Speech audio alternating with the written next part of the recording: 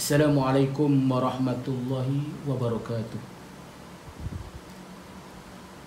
Alhamdulillahirabbil alamin wal aqibatu lil muttaqin wala udwana illa 'alal zalimin.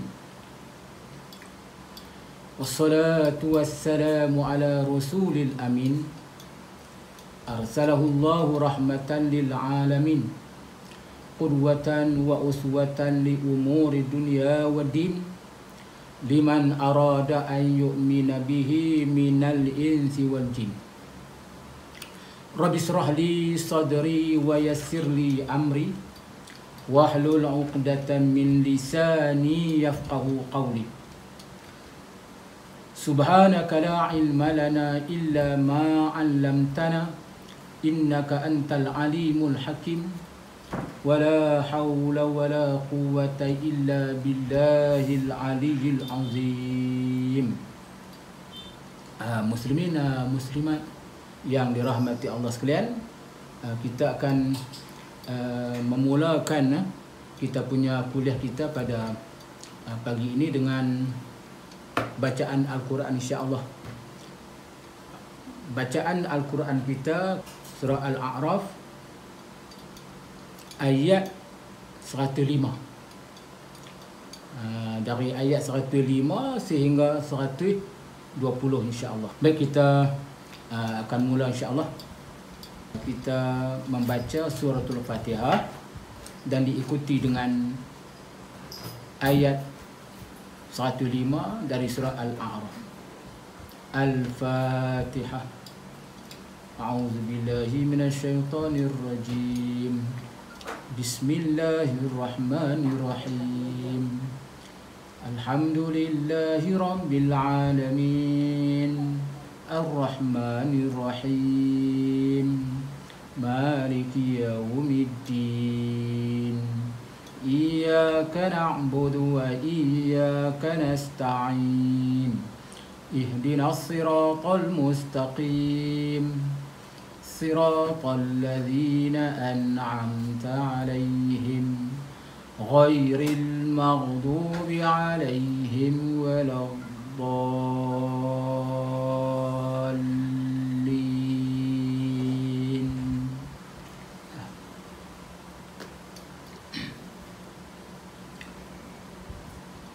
Baik, ayat 105 dari surah Al-A'raf. A'udzu billahi minasyaitonir rajim.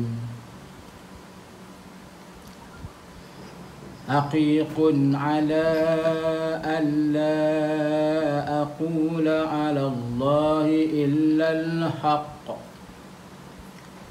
Qad ji'tukum bibayyinatin min rabbikum fa'arsil ma'iya bani Israil.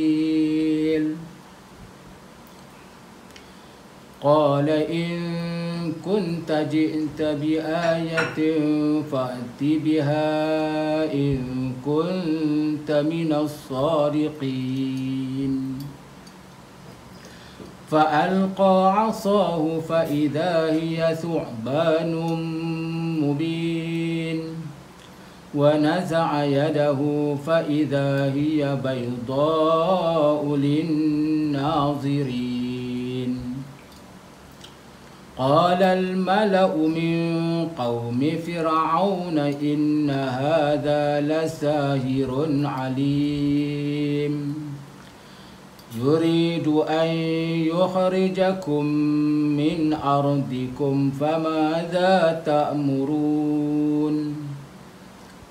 قالوا أرجه وأخاه وأرسل في المدائن حاشرين يأتوك بكل ساحر عليم. وجاء السحرة فرعون قالوا إن لنا لأجرا إن كنا نحن الغالبين. قال نعم وإنكم لمن المقربين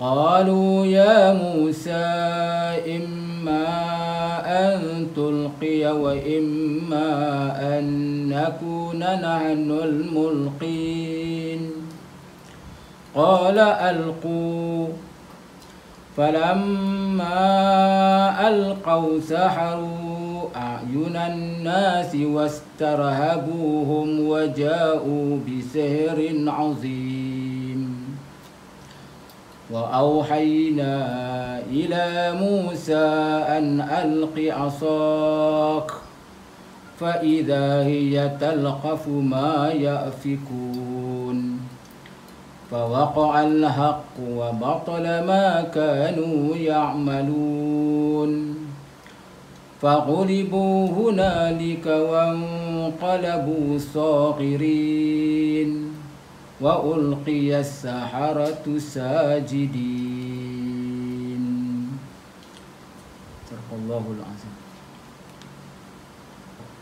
Kuliah hadis yang berpandukan kepada kitab Imam Al-Bukhari rahimahullahu ta'ala, bab azan. Muslimin muslimat, para peserta serta seluruh penonton-penonton yang bersama kita pada pagi yang penuh barakah ini, dikurniakan kesihatan insya-Allah dan diberikan kelapangan serta dipelihara oleh Allah Subhanahu wa taala daripada sebarang penyakit-penyakit yang berjangkit.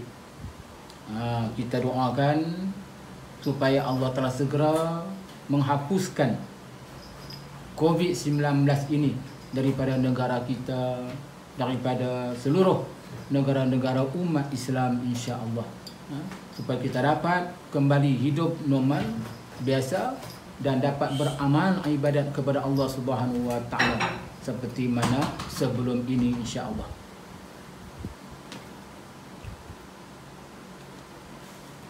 Muslimin muslimat, para penonton yang dirahmati Allah sekalian,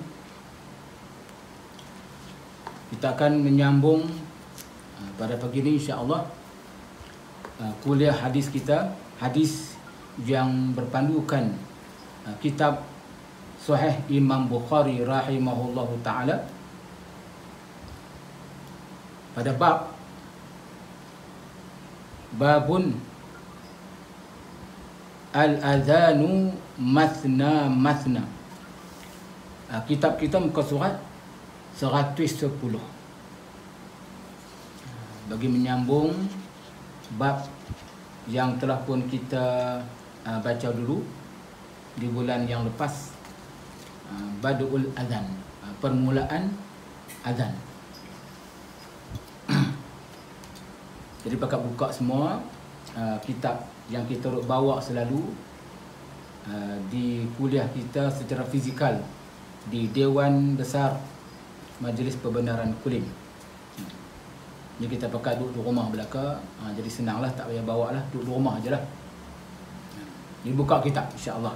Moga-moga diberikan keberkatan kepada kita dengan kita membaca kitab yang paling sahih di dunia selepas Al-Quranul Karim, iaitu kitab hadis Imam Bukhari rahimahullahu ta'ala. Bacaan tajuk daripada kitab kita yang ditulis oleh Imam Al-Bukhari rahimahullahu ta'ala, Babun Al-Adhanu Mathna Mathna, ataupun boleh kita baca dengan tidak tanwinkan perkataan bab, iaitulah babun, kita tak tanwinkan, cuma kita dhammahkan saja, babul adhani, babul adhani mathna mathna. Dalam huraian kitab-kitab yang lain ada juga disebut al-adhanu marratain marratain. Maknanya sama, mathna mathna dengan marratain marratain. iaitu dua kali. Bab azan dengan dua kali. Iaitulah berkaitan dengan lafaz azan tu diulang dengan dua kali.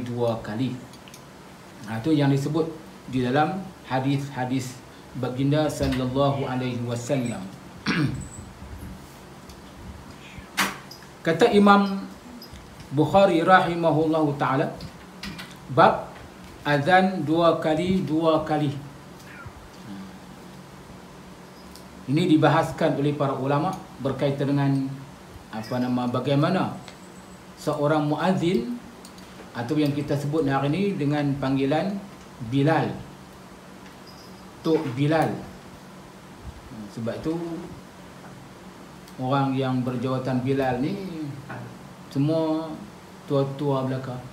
Sebabnya dipanggil Tok Bilal. Orang utara panggil Tok Bilal, Pak Bilal. Tu mudah sikit lah berbanding dengan Tok tadi. Tok tu tua, Pak tu mudah sikit. Sebenarnya panggilan yang sebetulnya muazzin. Muazzin tu maksudnya tukang azan. Itu dia punya nama yang sebenar.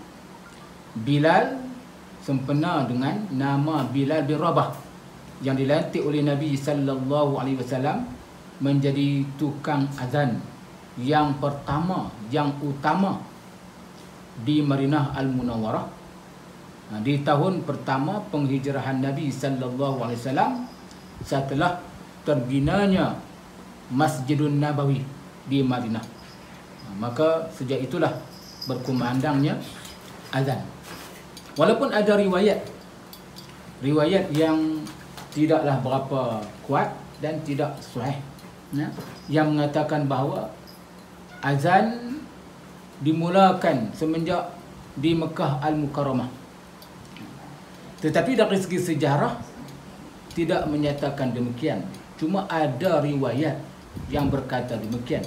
Disebut oleh para ahli sejarah. Tetapi yang paling tepat, yang paling benarnya, azan adalah bermula di Madinah Al-Munawwarah pada tahun pertama penghijrahan Rasulullah sallallahu alaihi wasallam dan ketika terbinanya Masjidun Nabawi di Madinah Al-Munawwarah. Habis tu ketika Nabi di Mekah, bukankah Nabi solat?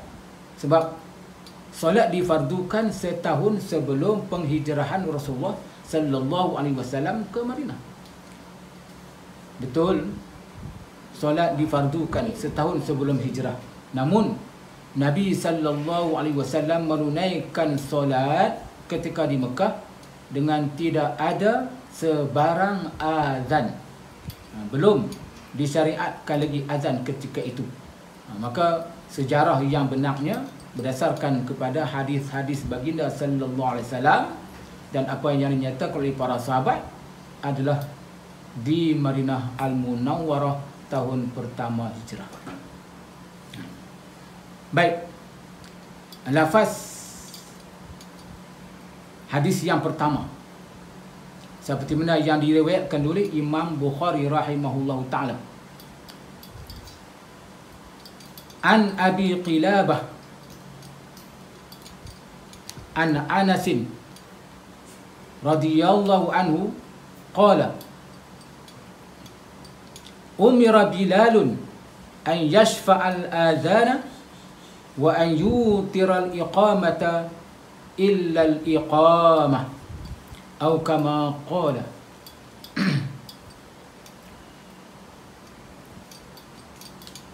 Maksud hadis yang ke-566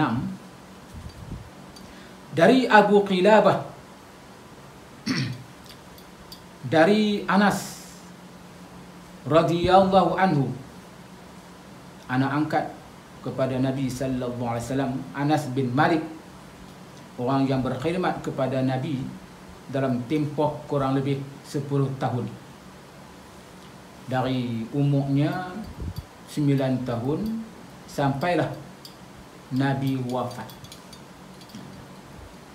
kata Anas, Bilal diperintah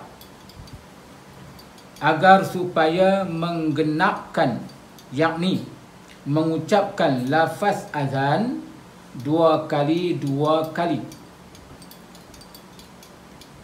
dan supaya mengganjilkan iqamah, yakni mengucapkan lafaz iqamah 1 kali sahaja, kecuali lafaz qad qamatis solah. Maksud hadis yang dikemukakan di sini iaitulah arahan daripada baginda sallallahu alaihi wasallam, yang kata umira Bilalun, bila diperintahkan. Siapa yang perintah, siapa yang suruh? Rasulullah sallallahu alaihi wasallam yang suruh. Rasulullah yang mengarahkan, yang mengajak bagaimana untuk melaungkan seruan azan. Berapa kali ulang lafaz-lafaz yang telah pun diperkenalkan oleh Abdullah bin Zaid dan juga Umar ibni Al-Khattab yang berdapat dalam mimpi mereka. Maka dibacakan lafaz-lafaz itu kepada Nabi. Maka Nabi memerintahkan supaya diajar kepada Bilal untuk melaungkan, dan diajak untuk dibacakan dengan dua kali, iaitu lafaz-lafaz azan yang kita kenal pada hari ini. Itulah lafaznya yang asal, yang tidak berubah. Semuanya terpelihara daripada zaman baginda sallallahu alaihi wasallam sampailah kepada hari ini. Cuma dalam tempoh pandemik ini berlakulah perubahan sedikit dalam azan, iaitu para muadzin melaungkan selepas daripada kalimah syahadah dengan berkata sallu fi buyutikum, tunaikanlah solat di rumah kamu, yakni di rumah masing-masing. Sallu fi buyutikum.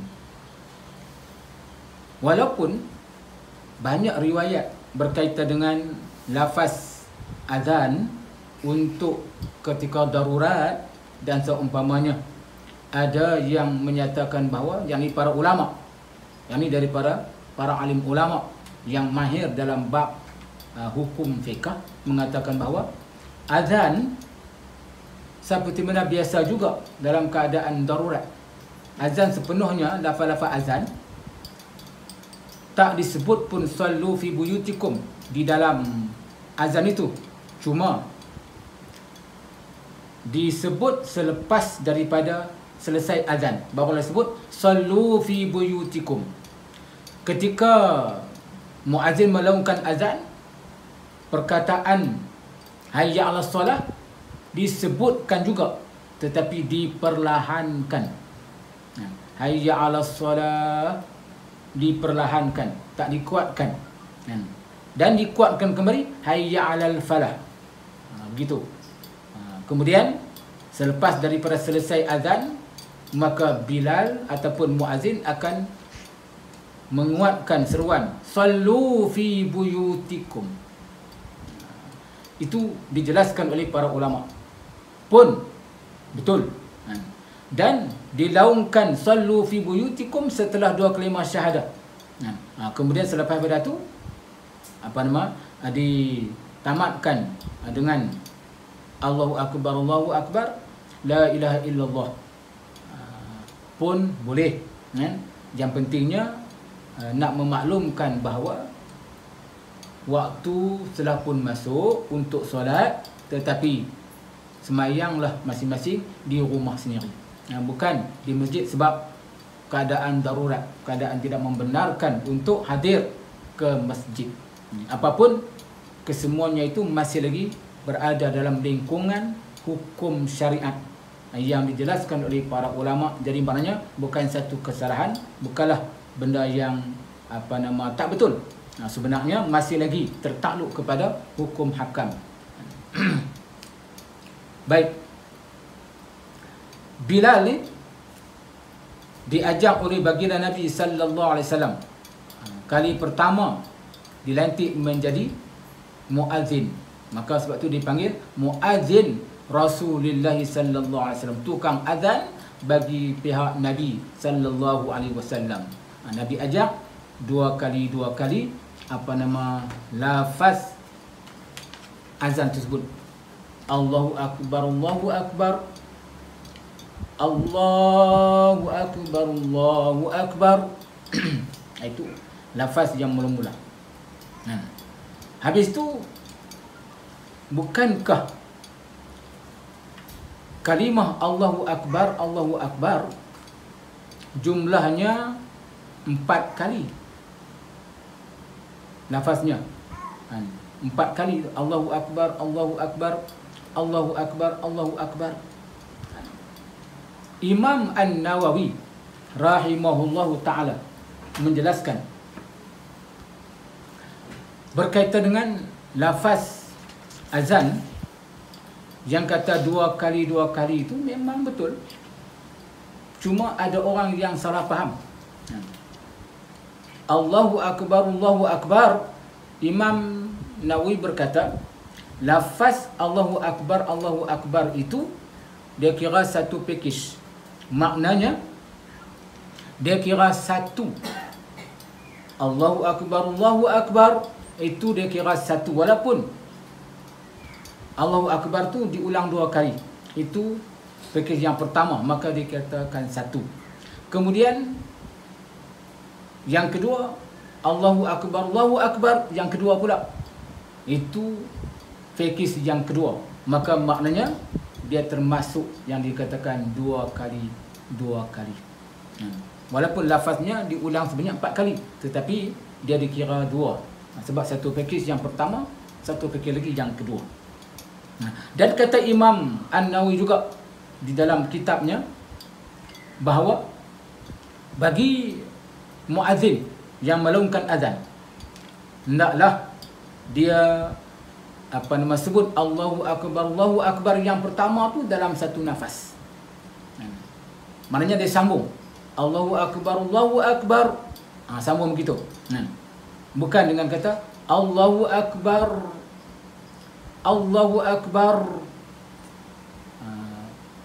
Jadi itu kira 2 nafas. Maka untuk dikatakan satu pakej, maka di satu nafaskan sahaja. Allahu akbar.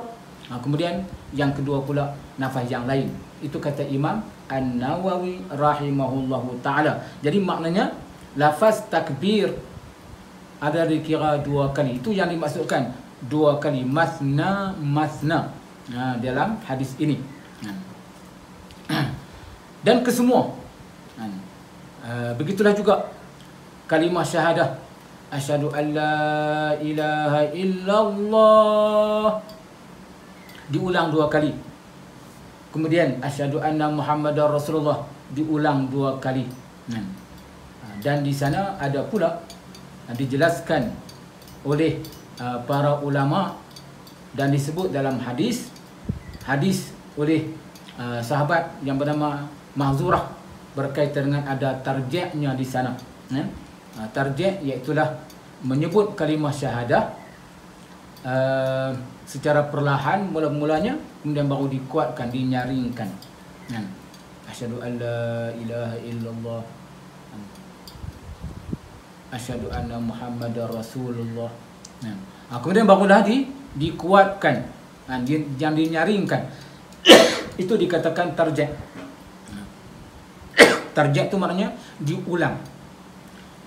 Hal ini berdasarkan kepada hadis sahabat yang bernama Mazurah yang dilantik oleh baginda Nabi sallallahu alaihi wasallam menjadi tukang azan di Masjidil Haram pada tahun yang ke-8 Hijrah. Dia dilantik ketika berlakunya peperangan Hunain. Nabi setelah menakluk kota Mekah, kemudian menakluk pula Hunain yang merupakan kerajaan terbesar ketika itu selepas daripada Mekah Al-Mukarramah. Selepas daripada kerajaan Quraisy, maka Hunain merupakan kerajaan yang hebat juga dan kerajaan yang kaya, kerajaan yang cukup mewah. Itulah termasuklah Taif. Itu dalam peperangan Hunain tahun yang ke-8 Hijrah. Maka dilantiknya sahabat yang bernama Mahzurah menjadi tukang azan untuk Masjidil Haram di kota Mekah. Maka sejak itulah Nabi mengajar kepada Mahzurah dan diajak dengan diulangkan. Maka bermula situlah disebut oleh para ulama adanya tarjih. Sebab Nabi yang ajar secara perlahan kepada dia, kemudian Nabi suruh dia sebut cara kuat. Dan itu diamalkan dalam mazhab Imam Asy-Syafi'i, mazhab Ahmad bin Hanbal. Tetapi tidak diamalkan di dalam mazhab yang lainnya. Sebab syariat azan adalah seperti mana yang asal, dua kali kesemuanya dengan tanpa ada tarjih.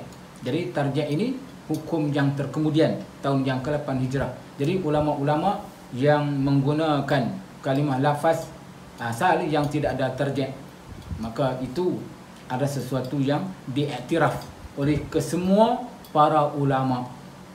Dan mana-mana yang nak amalkan dengan adanya tarjih ketika azan pun boleh, tak tarjih pun boleh. Itu pilihan lah. Sebab benda tu dikhilafkan oleh para ulama. Dan ketika untuk iqamah disebutkan supaya yutira al-iqamah, iaitulah diwitirkan, iaitulah ditunggalkan perkataan dalam iqamah. Allahu Akbar, Allahu Akbar, sekali je. Asyhadu an la ilaha illallah, asyhadu anna Muhammadar Rasulullah, hayya 'alas shalah, hayya 'alal falah. Ditunggalkan. Melainkan al-iqamah, melainkan perkataan iqamah, iaitu qad qamatis salah, qad qamatis salah, 2 kali. Yang lain semua sekali-sekali. Maitan kalimah qad qamatis salah, qad qamatis salah diulang 2 kali. Itu yang dikatakan yutiral iqamah illa al-iqamah. Diwitirkan kalimah-kalimah ataupun lafaz-lafaz dalam iqamah, melainkan ila al-iqamah yang kedua tu ialah tentang qad qamatis salah. Jadi dalam lafaz hadis tu yutirul iqamah, diwitirkan, ditunggalkan kalimah-kalimah dalam iqamah, ila al-iqamah, melainkan iqamah iaitu qad qamatis salah. Jadi maksud perkataan al-iqamah yang kedua tu maksudnya qad qamatis salah, qad qamatis salah. Walaupun begitu ada mazhab, dalam mazhab Imam Malik mengatakan bahawa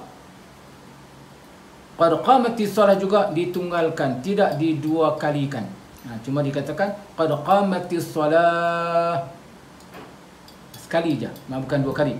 Mazhab Imam Asy-Syafi'i, mazhab kita lah, disebut dengan 2 kali perkataan qad qamatis salah, qad qamatis salah. Kesemua tu adalah berdasarkan kepada daripada hadis. Jadi maknanya yang tunggal pun betul, yang sebut 2 kali pun betul perkataan qad qamatis salah, qad qamatis salah. Jadi ulama-ulama yang berdasarkan kepada hadis yang pertama, di antaranya Imam Malik rahimahullahu taala mengekalkan seperti mana yang diajar oleh baginda Nabi sallallahu alaihi wasallam pada asalnya. Walaupun begitu, dalam hadis ini wa an yutiral iqamah ila al-iqamah disebut oleh Abi Qilabah berkaitan dengan kalimah tersebut. Baik muslimin, muslimat yang dirahmati Allah sekalian,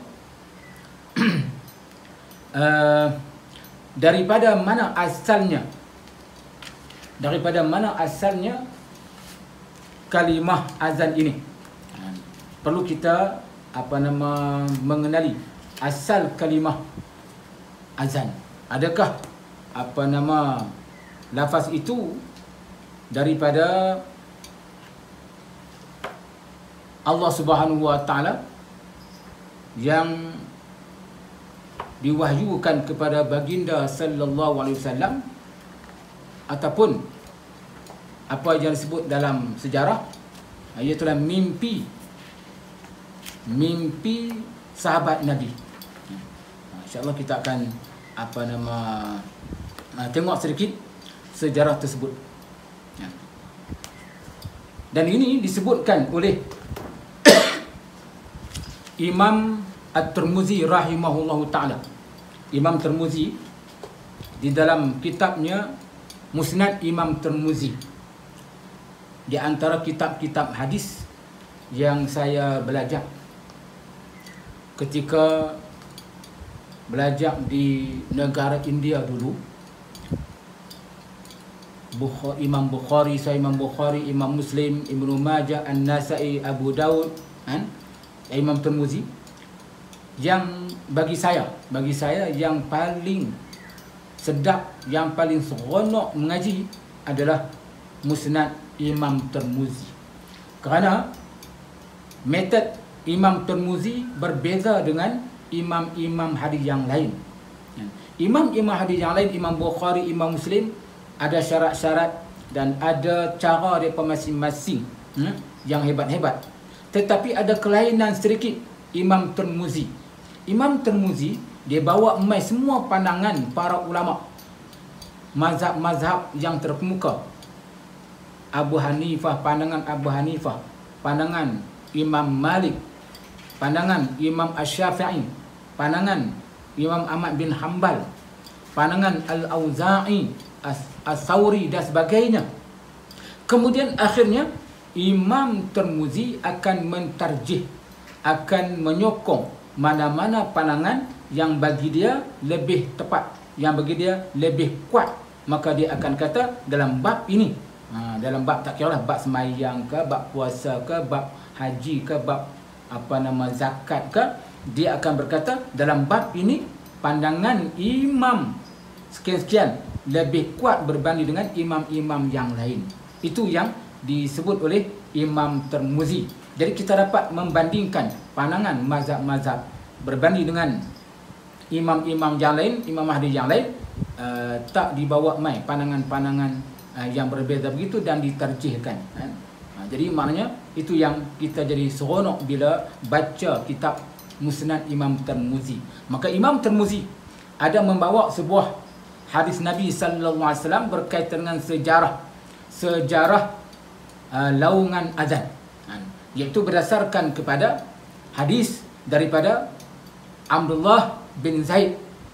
Kata Imam Tirmizi rahimahullahu taala, an Abdullah bin Zaid qala lamma asbahna ataina Rasulullah sallallahu alaihi wasallam fa akhbartuhu bi ru'ya faqala inna hadhihi la ru'ya haqqin faqum ma'a Bilalin fa innahu anda wa amaddu sawtan minka fa alqi alayhi ma qila laka wal yunadi bidzalika qala falamma sami'a Umar bin al-Khattab nidaa Bilalin bis salah kharaja ila Rasulillah sallallahu alaihi wasallam wa huwa yajurru izarahu wa huwa yaqulu ya Rasulullah walladhi ba'athaka bil haqqi laqad ra'aytu mithla alladhi qala faqala Rasulullah sallallahu alaihi wasallam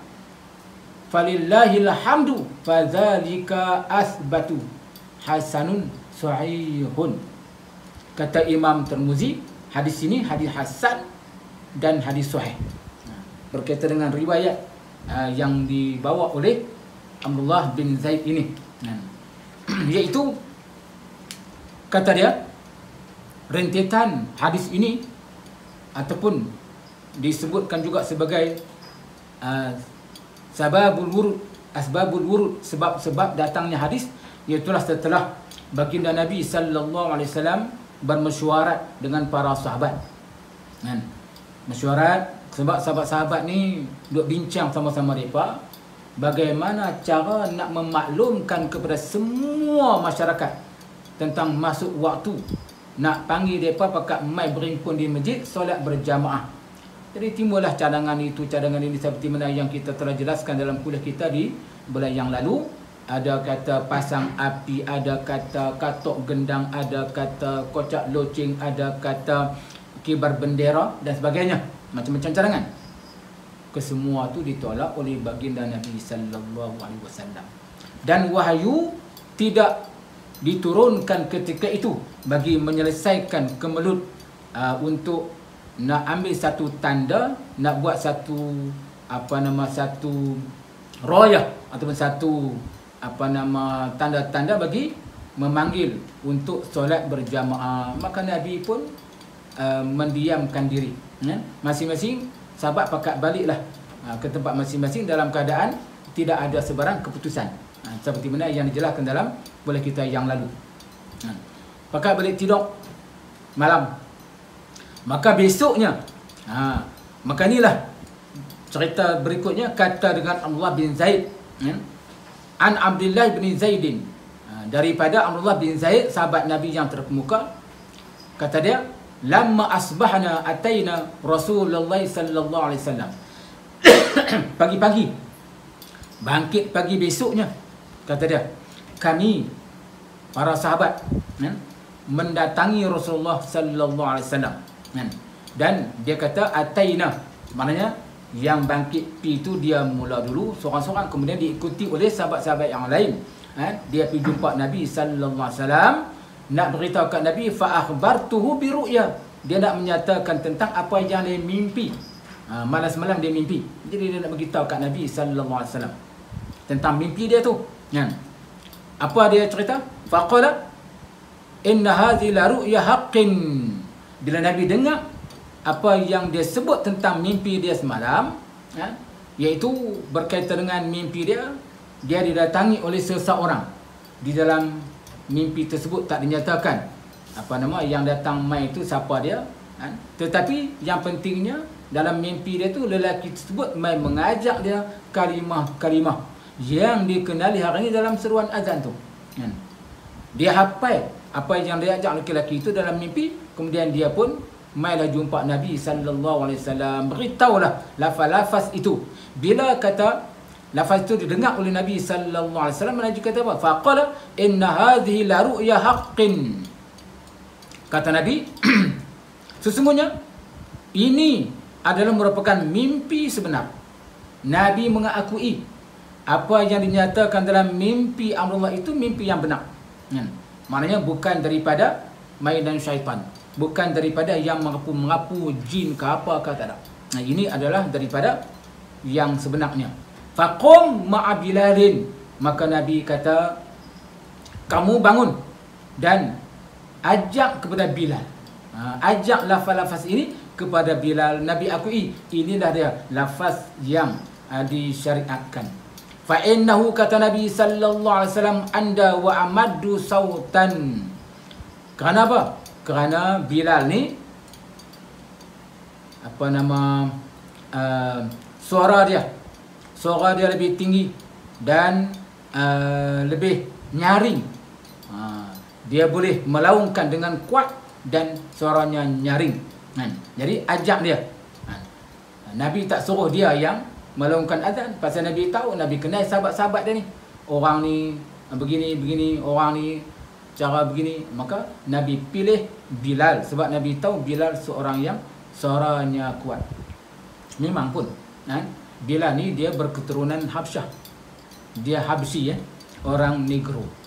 Orang Negro secara keseluruhannya memang kalau cakap tu dengan nada yang kuat. Dia cakap dengan nada yang kuat tu orang berketurunan Negro. Kebiasaan mereka macam tu. Suaranya tinggi, suaranya kuat. Sembang biasa-biasa pun kuat suara mereka. Orang Negro. Maka Bilal ni seorang yang suaranya tinggi dan nyaring. Maka Nabi kata, ajak dia. Ajak dia untuk dia hafalkan kalimah-kalimah tu. Fa'alqi alaihi ma qila laka wal yunadi bidzalika. Kata Nabi, hampir ajak dia bagi dia ingat lafaz-lafaz ni seperti mana yang kamu dapat dalam mimpi kamu. Yang kamu dapat, yang diajak oleh lelaki dalam mimpi kamu tu. Ajak semua tu, lafaz-lafaz tu. Kemudian kata dengan Abdullah bin Zaid lagi, falamma sami'a Umar bin Al-Khattab nida'a Bilalin, setelah Bilal melaungkan azan tu untuk solat yang pertama bagi laungan azan waktu zuhur. Dia mai jumpa Nabi pagi. Jadi bila pula waktunya? Waktunya itu adalah zuhur lah. Maka Bilal pun melaungkan azannya yang pertama kali pada waktu zuhur. Bila suara Bilal didengar oleh Umar bin Al-Khattab, Umar pun dengan segera mai bergegas mai jumpa Nabi sallallahu alaihi wasallam. Kharaja ila Rasulillah sallallahu alaihi wasallam. Umar Al-Khattab bergegas wa huwa yajurru izarahu. Dia mai dalam keadaan kelang kabut dengan kain izar, dengan kain selendangnya meleret ke tanah. Tak sempat nak diletakkan dengan baik di atas baunya, meleret tarik mai. Sebab apa? Dia dengar kalimah tadi itu, kalimah yang dia juga bermimpi benda yang sama. Dia juga dapat lafaz-lafaz itu. Jadi dia merasa pelik lah. Ini macam mana ni? Lafaz ni aku yang mimpi semalam. Macam mana Bilal boleh tahu sedangkan dia tak beritahu pun? Itu menjadi tanda tanya kepada Umar bin Al-Khattab. Wa huwa yaqul, lalu dia berkata kepada Rasulullah sallallahu alaihi wasallam, ya Rasulullah, wa Rasulullah, wallazi ba'athaka bil haqqi laqad ra'aitu mithla allazi qala. Kata Umar, wahai Rasulullah, demi Tuhan yang mengutuskan engkau sebagai nabi dengan sebenarnya, laqad ra'aitu mithla allazi qala. Sebenarnya semalam saya bermimpi lafaz itu diajak kepada saya. Apa yang dilaungkan oleh Bilal. Faqala Rasulullah sallallahu alaihi wasallam, falillahil hamdu fadzalika asbatu. Maka kata Nabi, bila Nabi dengar Umar berkata demikian, falillahil hamdu, segala puji bagi Allah, demikianlah yang lebih sabit maknanya. Memang inilah yang disyariatkan oleh Allah Subhanahu wa taala kepada umat ini, iaitulah lafaz azannya untuk nak panggil solat. Ini lafaznya yang disyariatkan, diiktifakkan oleh Rasulullah sallallahu alaihi wasallam, mimpi Abdullah bin Zaid dan mimpi Umar bin Al-Khattab.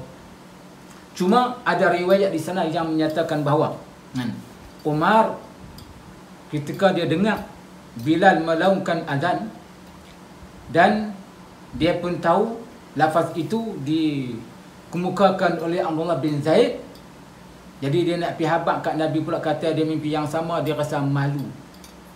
Ada riwayat mengatakan Umar menangguhkan pemberitahuannya kepada Rasulullah sehingga melalui 8 hari baru dia maklumkan kepada Nabi, sebab dia rasa malu. Takut nanti dia dikatakan dia juga nak ambil nama. Oh, dia juga nak mengaku kata dia dapat mimpi. Macam mana sahabat tadi, sehingga kalimah itu dijadikan seruan azan. Jadi dia tangguhkan. Kemudian baru dia cerita kepada Nabi sallallahu alaihi wasallam. Tetapi Nabi berkata, sabaqaka, engkau telah didahului oleh Abdullah bin Zaid. Jadi maknanya itu dinyatakan oleh para ulama tentang kisah lafaz azan. Namun taklah penting sangat sama ada dinyatakan dulu kemudian sebagainya. Yang penting ialah satu lafaz yang telah disyariatkan oleh Allah melalui mimpi para sahabat. Baik muslimin muslimat yang dirahmati Allah sekalian, bab mimpi ini, adakah mimpi ini boleh jadikan dasar hukum? Mimpi ini bolehkah dijadikan dasar hukum? Di dalam syariat kita, mimpi tidak boleh dijadikan dasar hukum. Kalau sekiranya mimpi boleh jadi dasar hukum, maka akan berselerak tabak, akan pecah belah, akan celaru bin haru birulah umat ini. Kalau semuanya mimpi-mimpi itu diakui, kalau semuanya mimpi boleh jadi undang-undang syariat, tak boleh. Mimpi bukan sebagai benda yang boleh dijadikan sebagai dasar syariat. Kerana mimpi ni benda yang boleh didakwa oleh sesiapa sahaja. Maka sebab itu mimpi tak boleh jadikan sandaran hukum. Namun dalam Mimpi-mimpi ni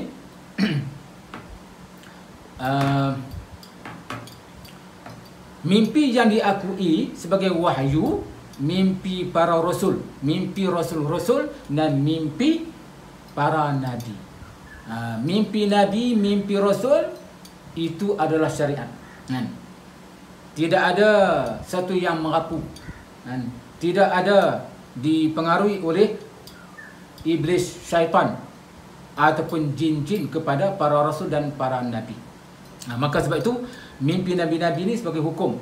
Mimpi Nabi Allah Ibrahim menyembelih anaknya Ismail, mimpi Nabi Yusuf alaihi salam ketika dalam penjara. Maka mimpi-mimpi ini adalah mimpi yang bersumberkan wahyu. Apatah lagi mimpi baginda Nabi sallallahu alaihi wasallam. Namun Nabi sallallahu alaihi wasallam sendiri tidak menyatakan begitu banyak tentang mimpi-mimpi.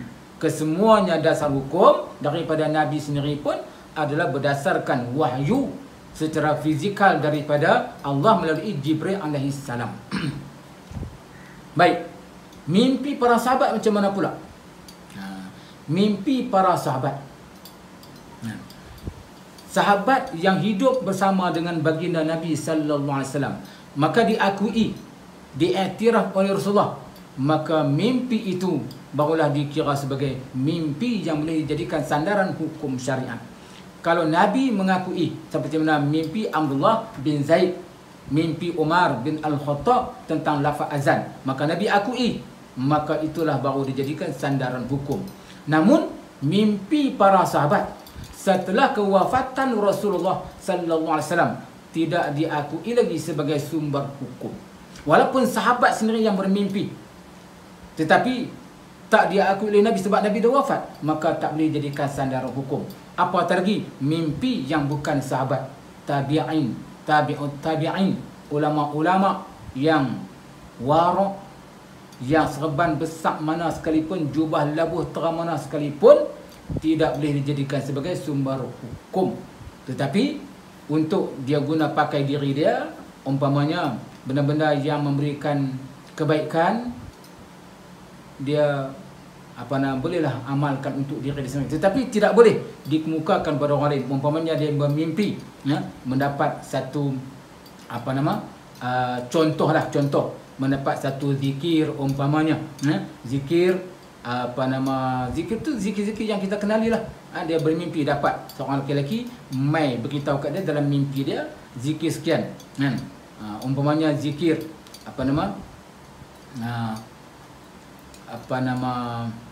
subhanallah, hendaklah kamu banyakkan sebut kalimah subhanallah setiap ketika. Bolehlah diamalkan untuk diri dia sendiri, tetapi tidak boleh untuk orang lain.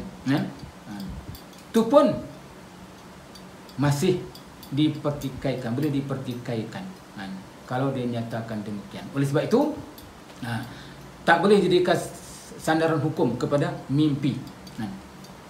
Akan berlaku kecelaruan. Apatah lagi yang mengaku mimpi pelik-pelik, kemudian menyatakan hal-hal ghaib, dan umpamanya wanita yang bernama Masyitah, Sitah An-Nur, bermimpi mimpi perjalanan akhir, tak apa-apa diakui. Kesemua itu adalah mainan-mainan syaitan dan iblis. Jadi sebab itu tidak dijadikan standar hukum tentang mimpi. Siapa pun boleh dakwa tentang mimpi. Sebab siapa pun tak tahu dia mimpi apa, dia dakwa. Mana orang lain tahu? Orang yang tidak sebantai dengan dia pun tak tahu apa yang dia mimpi, maka dia cerita macam-macam, maka kita tidak boleh ikut, kita tidak boleh terima. Maka sebab itu mimpi ini disebut sebagai mainan tidur, dan kebanyakannya daripada syaitan ataupun seumpamanya. Oleh itu, kalau kita mimpi apapun, hendaklah kita sembunyikan. Kalau kita nak tanya pun untuk ditakbirkan mimpi itu, maka tanyalah kepada orang-orang yang baik-baik, orang yang bagus-bagus. Jangan ditakbirkan mimpi itu kepada benda yang tak elok, tak baik dan seumpamanya. Jadi apapun mimpi sahabat diakui oleh Nabi, maka itu menjadi sumber hukum. Tetapi setelah kewafatan Rasulullah, maka tak boleh. Apatah lagi dakwaan mengatakan dia mimpi jumpa Nabi sallallahu alaihi wasallam ada dibahaskan oleh para ulama. Jadi kita akan sentuh bab mimpi ini dalam siri yang lain insya-Allah secara mendalam tentang mimpi jumpa Nabi. Adakah benar dia jumpa Nabi dalam mimpi dia tu? Siapa yang boleh dipercayai kalau dia dakwa kata dia mimpi jumpa Nabi? Jumpa Nabi tu kadang-kala dia mengaku kata dia Nabi, ada kala yang mimpi tu anggap orang yang muncul dalam tidur dia tu itu Nabi. Ada orang lain, ada kalanya ada orang lain yang main beritahu kat dia, itulah kalau kamu nak kenal, itulah Nabi. Macam tu dakwaan. Jadi hak macam mana yang boleh, dan dibahaskan oleh para ulama, mimpi yang kata jumpa Nabi itu yang boleh diakui hanya para sahabat Nabi sahaja. Sebab mereka kenal Nabi, maka dalam mimpi mereka tu muncul wajah tu mereka kenal. Sahabat Nabi sahaja yang benar kalau kata mereka mimpi jumpa Nabi dalam tidur, sebab mereka kenal Nabi. Yang tak kenal ini macam mana dia nak kenal Nabi dalam tidur dia, dalam mimpi dia, sebab dia tak kenal. Zahir dia tak kenal. Maka itu dibahaskan panjang. Jadi kita takkan huraikan sebab memakan masa yang panjang. Kita akan ambil waktu yang lain dalam bab tu. Cuma apa yang nak dinyatakan di sini ialah berkaitan dengan mimpi sahabat ini diakui oleh baginda Nabi sallallahu alaihi wasallam. Maka sebab itulah Nabi kata ajarkan kepada Bilal kalimah tersebut, kerana dia merupakan orang yang paling layak bentuk malungkan azan. Kerana apa? Kerana suaranya nyaring. Maka di sinilah para ulama mengambil ketetapan, meletakkan syarat-syarat bagi orang yang nak menjadi muazzin ataupun nak jadi tukang azan. Jadi siapa? Iaitu dia ada lima syarat utama. Kita boleh tambah satu lagi sebagai syarat tambahan selain daripada 5 yang dikemukakan, iaitulah yang paling layak untuk menjadi muazzin orang yang tidak bisu. Itu syarat paling utama lah. Kalau bisu macam mana dia jadi tukang azan? Maka hendaklah dia orang yang bersuara, orang boleh cakap, maka dia boleh sebutkan kalimah-kalimah tu. Jadi orang yang bersuara, tapi tak disebut dalam syarat tu. Cuma sebagai orang kata syarat untuk mengukuhkan, hendaklah orang yang bersuara, bukan orang yang bisu. Maka syarat untuk jadi tukang azan ini, iaitulah yang pertamanya orang yang mumayyiz. Kanak-kanak yang mumayyiz, dia dah boleh malungkan azan. Dia tahu dah dapat beza dah sikit-sikit antara benda yang baik dan tak baik. Mumayyiz, walaupun dia belum lagi baligh, tetapi dia telah mumayyiz. Dia ingat kalimah-kalimah tu kita ajak dia, kemudian dia pun reti, maka dia boleh laungkan. Maka bolehlah disuruh dia azan untuk masuk waktu, menandakan untuk solat berjemaah. Mumayyiz. Yang kedua, hendaklah diazan tu setelah masuk waktu. Masuk waktu solat baru diazan. Bukan sebelum masuk waktu azan dah. Melainkan hanya subuh.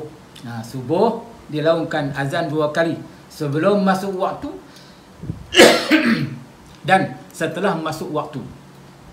Dan diamalkan azan 2 kali ini di Masjidil Haram Mekah Al-Mukarramah dan di Masjidun Nabawi di Madinah Al-Munawwarah. Azan 2 kali.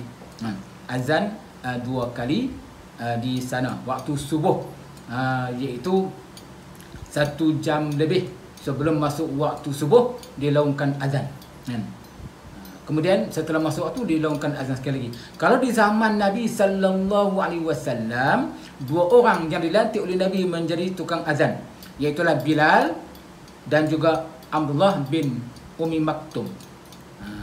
Kata Nabi sallallahu alaihi wasallam dalam sebuah hadis yang lain, riwayat Imam Tirmizi, apabila kamu dengar laungan azan itu dilaungkan oleh Bilal, laungan azan tu Bilal azan, maka makanlah, minumlah. Itu tandanya waktu sahur. Artinya belum lagi masuk waktu untuk solat subuh. Tetapi bila kamu dengar azan dilaungkan oleh Abdullah bin Umi Maktum, maka itu masuk waktu subuh, maka berhentilah kamu daripada makan dan minum. Bila bila kamu dengar azan Alhamdulillah, maka berhentilah. Ada orang bertanya dalam bab ni, boleh tak boleh orang azan waktu subuh pada bulan Ramadan, kita duk minum, ayam duk ada segelas lagi, kemudian kita minumlah, sebab dikatakan bila dengar azan tu kita masih lagi boleh minum. Minum boleh, segelas ayak, sebotol ayak, 1 jam pun boleh minum ketika azan dilaungkan. Tapi batal lah puasa tu. Yang boleh minum tu hanya hak yang ada di tangan kita, masih ada sedikit lagi dalam gelas, laungan di azan, maka kita pun perhabiskan sedikit yang ada tu. Itu dibenarkan. Tetapi kalau sampai 1 jam, 1 botol, boleh juga minum, tapi puasanya kira batal lah. Sebab dia dah kira minum setelah masuknya waktu untuk berpuasa. Jadi kata Nabi, bila kamu dengar Alhamdulillah, dia yang azan, maka berhentilah daripada makan dan minum. Sebab dah masuk waktu subuh. Itu azan 2 kali. Dan diamalkan terus daripada zaman Nabi sampai ke hari ini, azan subuh 2 kali. Jadi maknanya azan subuh sahaja yang dibolehkan, azan sebelum masuk waktu. Yang lain semua kena masuk waktu dulu. Yang ketiga, syaratnya yang nak azan itu adalah orang Islam. Yang nak azan, panggil solat jemaah, mestilah orang Islam. Orang bukan Islam, maka tak sahlah seruan azan itu. Naklah orang Islam. Yang keempat, kalimah-kalimah azan itu berturut-turut. Kalimah azan yang disebutkan dalam lafaz azan tu berturut-turut. Yang ni tak boleh diselangi dengan kalimah-kalimah yang lain. Tengah duk azan sembang, tak boleh. Mestilah kesemuanya berturutan kalimah-kalimah tersebut. Yang kelima, tertib. Yang ni ikut lafaz-lafaz tu daripada awal sehingga ke akhir, maknanya tak diculang-calingkan. Itu yang dikatakan syarat untuk melaungkan azan. Cuma ada di sana diuraikan lagi sunat-sunat ketika azan, dan umpamanya berdiri lah apa semua, bukan duduk. Itu di antara sunat-sunat ketika azan. Sebab Nabi suruh bangun kepada Bilal untuk melaungkan azan. Jadi maknanya azan tu dalam keadaan berdiri. Itu di antara benda-benda yang sunat lah. Baik. Jadi kesemua syarat-syarat ini diletakkan oleh para ulama berdasarkan kepada hadis-hadis Nabi sallallahu alaihi wasallam tentang bagaimana arahan Nabi kepada Bilal bin Rabah untuk melakukan azan. Nabi ajak dia cara-caranya, walaupun lafaz azan tu daripada Abdullah bin Zaid, tetapi Nabi juga membetulkan cara-caranya. Jadi mimpi para sahabat itu diakui, tetapi mimpi yang tak diakui itu mimpi selain daripada sahabat di zaman Nabi. Oleh itu, hendaklah kita jangan mudah percaya dengan sebarang mimpi yang dimaklumkan kepada kita oleh pihak-pihak yang tertentu yang nak menipu dan seumpamanya. Sebab mimpi tak boleh dijadikan sandaran hukum. Muslimin, muslimat yang dirahmati Allah sekalian. Jadi hadis tadi tu menunjukkan permulaan lafaz-lafaz azan. Jadi hendaklah kita jangan duk tokok tambah lafaz-lafaz yang lain. Walaupun ada di kalangan umat Islam ini yang mengakui ajaran itu ajaran ini, mereka tambah macam-macam, seperti mana golongan-golongan yang tertentu dalam mazhab Syiah, mereka menambah-nambahkan lafaz-lafaz azannya. Itu yang mereka sendiri, yang tidak sabit pun daripada baginda Nabi, dan tak sabit pun yang dimimpikan oleh Abdullah bin Zaid dan Umar bin Al-Khattab. Jadi oleh itu kita berdasarkan kepada hadis bagi mengikuti sunnah Nabi sallallahu alaihi wasallam. Muslimin muslimat yang dirahmati Allah sekalian.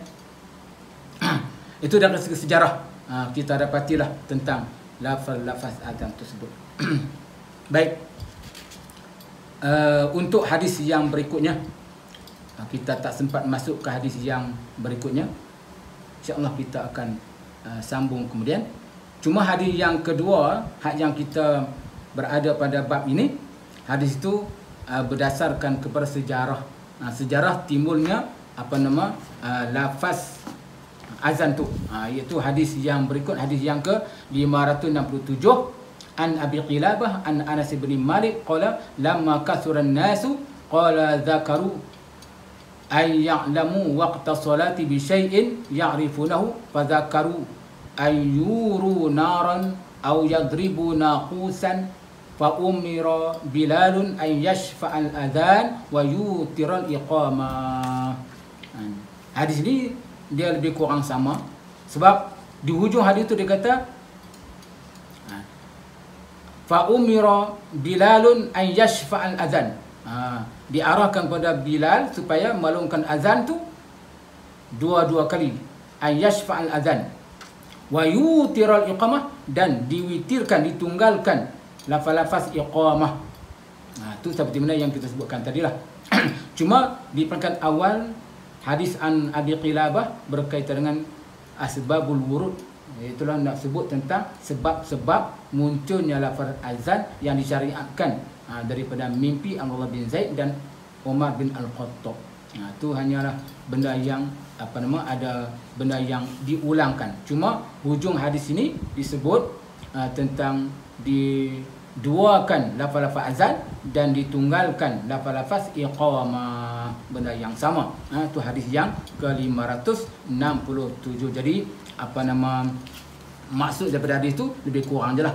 InsyaAllah kita akan sambung kemudian bab berikutnya, babun al-iqamatu wahidatun illa qawlu qad qamatis salah, berkaitan dengan perbezaan para mazhab tentang lafaz tersebut. InsyaAllah kita akan sebutkan nanti dalam huraian berikutnya bersama dengan hukum-hukum yang lain berkaitan dengan azan, dan kita tangguhkan kepada kita dengan doa insya-Allah. Allahumma salli ala Muhammadin fil awwali wal akhiri wa sallim radhiyallahu tabaraka wa ta'ala sadatina rasulillah ajma'in. Alhamdulillah rabbil alamin hamdan yuwafi ni'amahu wa yukafi'u mazidah. Ya rabbana lakal hamdu kama yanbaghi li jalali wajhika wa 'azimi sultanik. Allahumma 'allimna ma jahilna wa dzakirna ma nasina. Allahumma rzuqna ikhlas fi talabil ilmi wal amali bih. Allahumma ja'alna minat tawwabin wa ja'alna minal mutatahhirin wa ja'alna min ibadika salihin. Allahumma ja'al jam'ana hadza jam'an marhuma wa tafarraqna min ba'di tafarruqan ma'suma. Rabbana atina fid dunya hasanah wa fil akhirati hasanah wa qina 'adzaban nar. Wa sallallahu alaihi wa Muhammadin wa ala alihi wa sahbihi ajma'in. Subhana rabbika rabbil izzati amma yasifun wa salamun alal mursalin walhamdulillahi rabbil alamin.